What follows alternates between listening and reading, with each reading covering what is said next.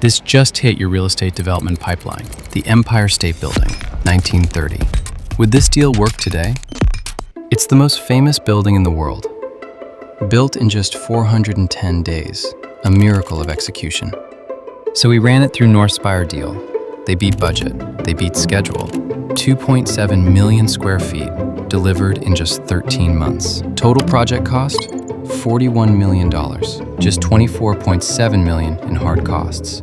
Even by today's standards, that's ruthlessly efficient. But when the doors opened in 1931, the deal immediately broke.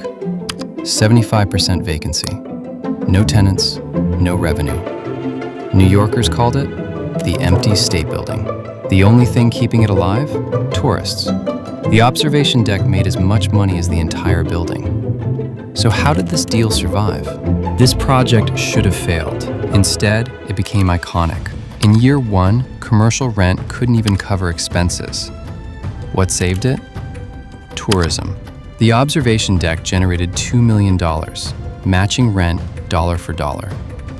They didn't fix the deal. They waited. It took 13 years to break even.